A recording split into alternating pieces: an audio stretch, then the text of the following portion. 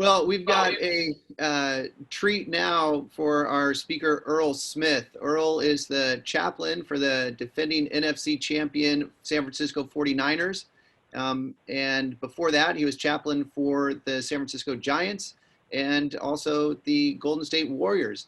He was the lead chaplain for the Warriors, and he just recently switched to be part of the assistant there. Someone he mentored is now the lead chaplain. He's kind of scaling back a little bit when it comes to his professional sports chaplaincy. But before he was working with professional athletes, he was actually a chaplain at San Quentin Prison, with people on death row in their final moments even. So Earl's got a wide range of experience to share with us.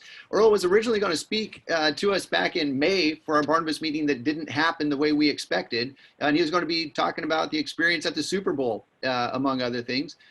Well, we're in a different set of circumstances now. And since then and now, the pandemic has hit, but also, the death of George Floyd and even just, 2 days ago, the shooting of Jacob Blake and others. And so we live in a different time. And so Earl will tell us a little bit about what it's like to, be with Steph Curry on the, championship floor and what it's like to be in death row. But actually, we asked him to share a little bit more about his own story as being a Black man in America.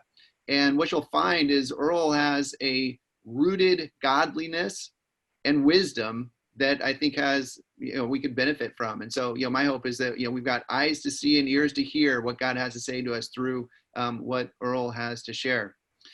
He's trusted by Bob Myers, general manager of the Warriors. He's trusted by John Lynch, general manager of the 49ers. And I also want to add, he's trusted by my dad. Earl is a good friend of my dad's.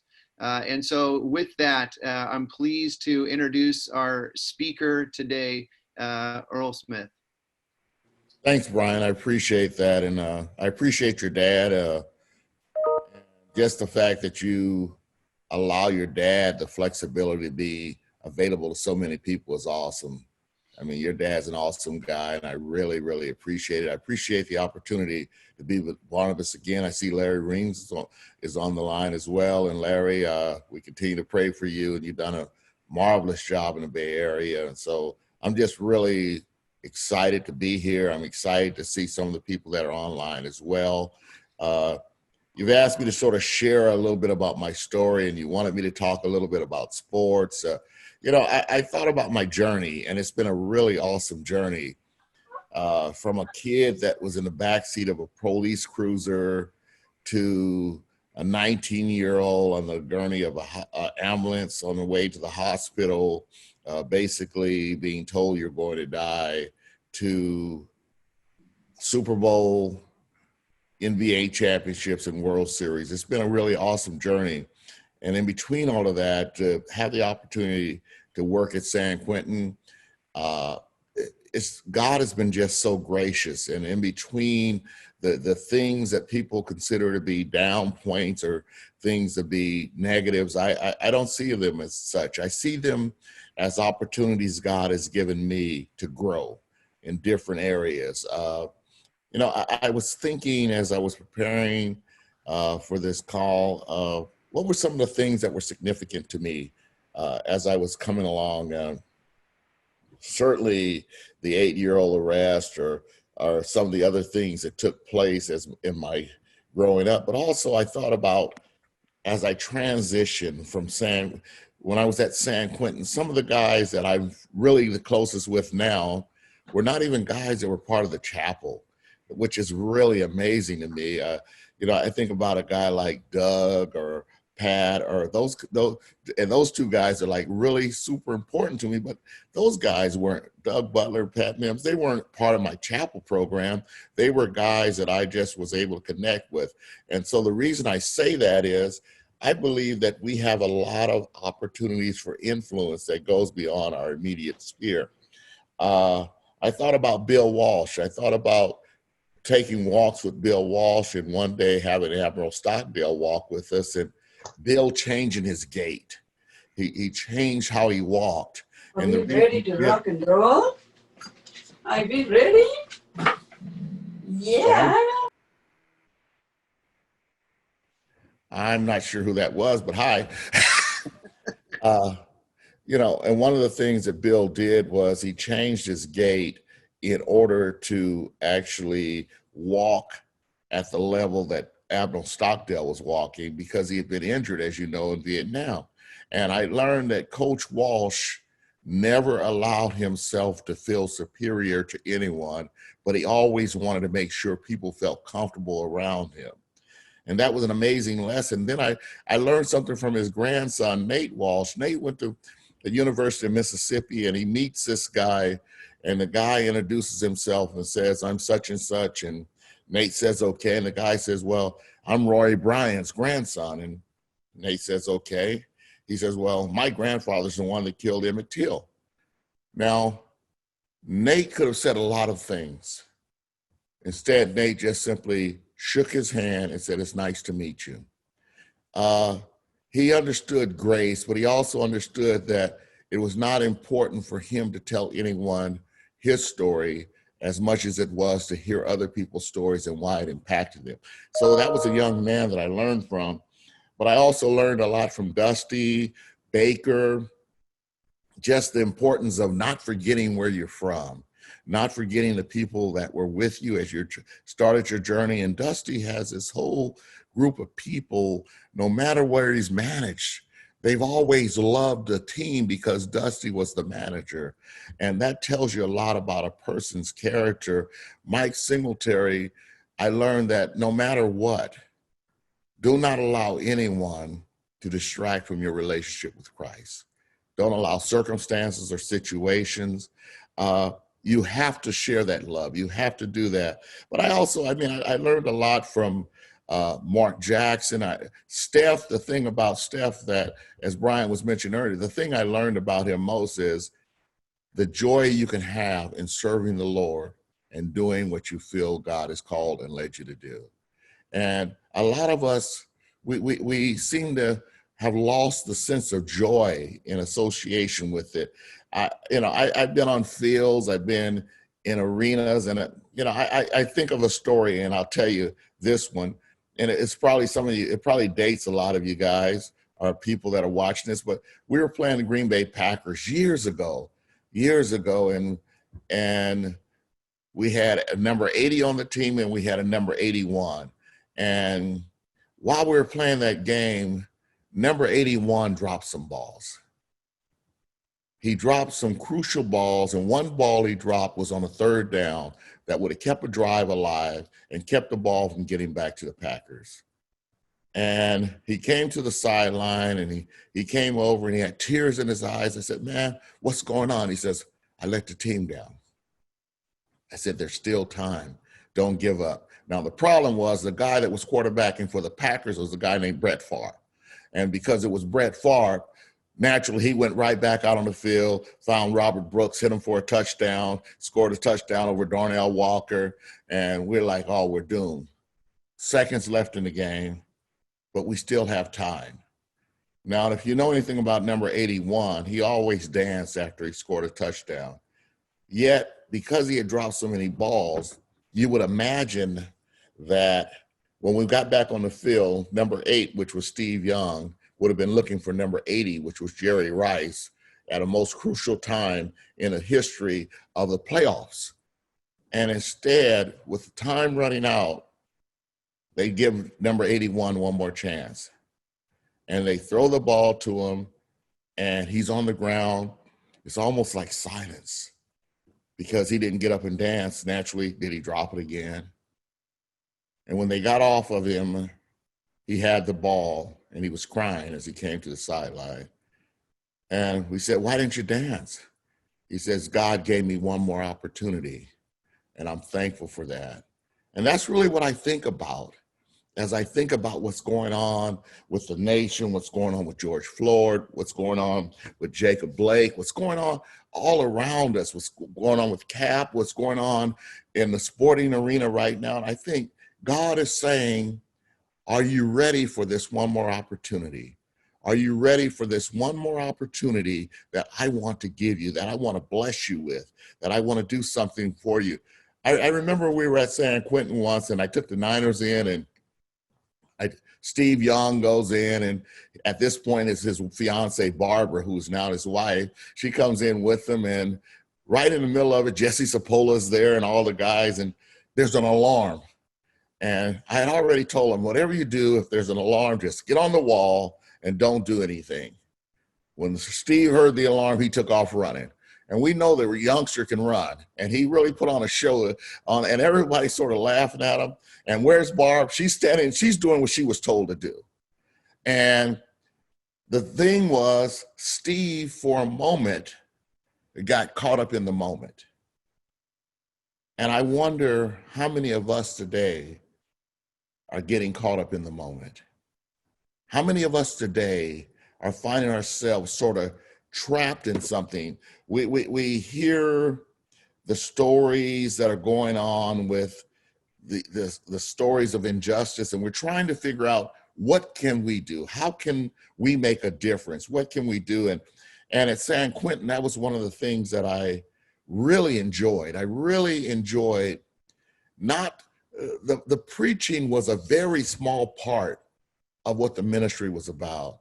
I mean, God blessed us to build a chapel on death row. And so because of that, we were able to have men that were condemned. And I tell people all the time, it's not what they call you, it's what you answer to. And whether they're condemned by some court or not, that's not really my job. My job was to be a minister. My job was to be someone that gave them a sense of hope in the midst of a final situation. So I've been able to walk with people. I walked with Bill Walsh, but I also walked guys into execution chambers. I took the last steps with them. I looked them in the eye as I told them goodbye. I've seen both sides of it. I've seen people with means as well as people that lacked any means at all. I've seen a lot of different things take place. And as I think about where we are today in this nation, as I think about what's really happening, what's really going on, I wonder, what is it about the George Floyd situation that seemed to sort of scratch at the scab of our complacency, calls us to sort of figure out what's really going on. My journey's interesting. Getting back to that, my dad's father, my grandfather, had to leave Arkansas because he beat a sheriff with an axe handle because the sheriff hit my dad. They had to hop a train and come out to California. When I was a kid, my dad had played a baseball game at Billy Hebert Field, and I was bringing his gear behind him. We were walking across the park.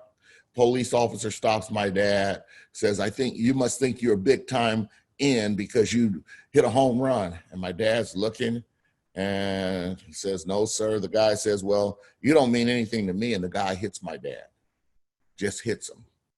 I'm this little kid watching this. It's the police and he's hitting my dad.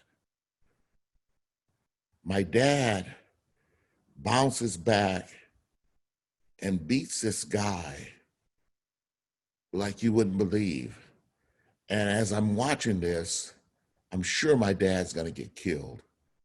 We go home. My dad tells my mom what happened, and he's sure, he's going to jail or they're gonna kill him. Not long after that, the police cars start arriving at my house, and the chief of police is with them. He knocks on the door and says, "Can I come in?" And we're all sitting in the living room, we're crying. And he looks at my dad, he says, "I need to say something to you, sir." He says, "We've been trying to get that officer off the force for years. We know what he's been doing. We know the people that he's been harming, but we couldn't get rid of him. After your altercation with him today, he resigned." And so they came to thank my dad for what he did. But yet, I wonder, as I look back on everything that's going on in this country, if they knew, why did it take so long to do anything about it? And why didn't they do anything? Why did it take my dad putting his life in jeopardy and in risk to make them think about a change? And this guy quitting. So I wonder today, as we see what's going on, We see what's happening in the nation. What are some of the things that are challenging us? What are some of the things that are telling us that we probably need to take another look at situations? Are we so comfortable with where we are? I went to Fremont Junior High School in Stockton. And while I was there, we'd have these riots, and the police would arrive, and they'd get out and they'd have their dogs, and it seemed like their dogs were only trained to bite us. Their dogs were only trained to attack us. And it was a really interesting school, because if you didn't catch the bus and you had to walk to school, you had to almost walk through a gauntlet to get to the front door of the school. It was in a different neighborhood. And I grew up thinking, I have to hate these people because I'm constantly having war with them. But then something amazing happened. I got kicked out of public school, and I went to a private school. And I went to St. Mary's High School, and when I got there, 21 Black students in the entire school. 2 in the sophomore class that I was in. And I learned hate can really harm you beyond your years. I learned that I was carrying things with me in a toolbox that were really not useful for my life. I learned that what I thought I hated was not people, it was not the race or the color of the people, it was the circumstances that the people brought my way. And I believe today that there's a lot of us that are looking at people rather than circumstances. They're looking at they're looking at the people and saying, I hate them, or I hate her, or I hate him. Yet it's really, do you hate the circumstance and the situation, or do you hate the person? That's really where in San Quentin, it became a really evident thing, where you had men that could not, because of gang involvement or gang affiliation, they weren't supposed to affiliate with each other, yet they loved baseball more than they hated each other, they thought. So there became a truce where men that seemingly were not supposed to get along with each other could get along with each other for the sake of playing a game between 2 lines. So if they could do that in prison, if people that were enemies, our stated enemies, could get together, what's really going on with our nation today? What's really going on with our country? What's really happening as we start to look at the challenges that we face, as we look at this pandemic, as we look at the injustices that are taking place? And here's the thing I tell my guys, and remember this, every police officer that leaves home in the morning and hugs their wife and their children want to go home. They want to go home also. So they have a vested interest in being safe. And if you think about that, then it covers the spectrum. It's not them, it may be an individual. Yet, are we allowing individuals to hijack the dream of this country? Are we allowing individuals to hijack the notion and the dream that all men are created equal? All of us are created equal.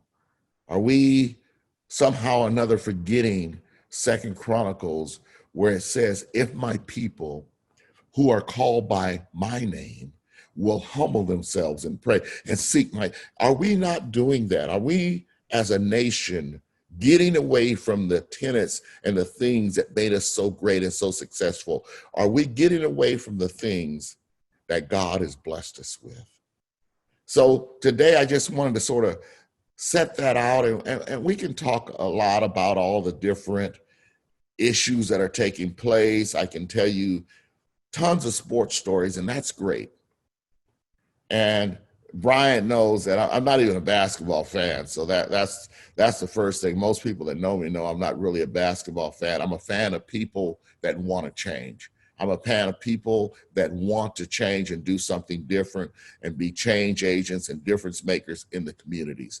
That's really what I'm a fan of. So it's not so much the sport, but it's the it's a platform that the guys have that they can actually share with other people and be an encouragement to them. So that to me is much more important than anything that I could share. So what are we talking about today, Brian? What are we talking about we're talking about racial reconciliation. Had someone tell me, well, I feel like there's a gag order and I can't say really what I want to say. And I think, was it Al? I think it was Al. I'm not sure who it was. And I said, well, let me explain this to you. If you feel like you have a gag order today, then there won't be any reconciliation tomorrow. Reconciliation comes when we can both speak our piece, speak our mind, and somehow or another, I hear you, you hear me, and we find out, is there a medium? Is there a happy medium where we can come together and share and experience things? I was telling a church group, there's something that's very strange about how I had to raise my sons versus maybe some other people's sons. And it was about the talk. And maybe that will get us into this whole reconciliation thing. You know, when we talk about a man having a talk with his boys, in most cases, people think it's the birds and the bees. We think we're having that serious talk about relationship. And my talk with my boys was about relationship, but my talk with my boys was about relationship with law enforcement. My talk with my boys was simply this: if the police stop you, they pull you over, turn your car off, take the key out of the ignition. I want them to know the key is in your hand and your hands are out so they can see your hands. And I want to make sure that you leave your phone on and that you've called someone so they can hear the whole conversation, because I want to make sure you're safe. And why should I have that? Why should I have to have that talk with my sons?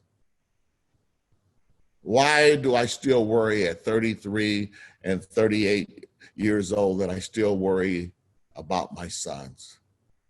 Why do I still worry about, are they home at night? Are they safe? I have a son that's a correctional officer. I still worry about him when he's on the road. I have a son that's a high school baseball coach, influences tons of children. I worry about him still. And I think about the talk I have to have with my boys as they leave home. I wonder, are they okay? When I pray for them, I pray for God's safety over them. So there's a different feel today. Yet my father also did the same for me. My father, who had to escape Arkansas with his father because of some racial injustice that my grandfather decided he would no longer accept, to my father being in Billy Hebert Field and making a decision that he would no longer accept that racial injustice. So it just sort of moves on and on. And at some point we have to say, where are we going to be? I used to ask the guys in the prison this: where will you be when you get where you're going?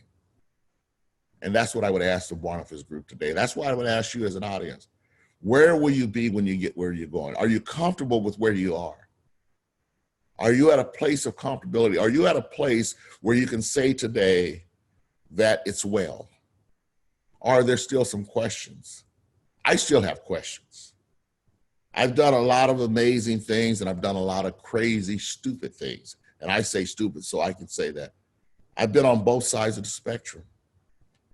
I've been to places where, you know, people have a lot of finances and a lot of means. They're wealthy. They couldn't go because they didn't have the connection. You think about 30 NBA teams, 32 NFL teams. You think about how many, and you think about all the different things I've done and all the people that love sports.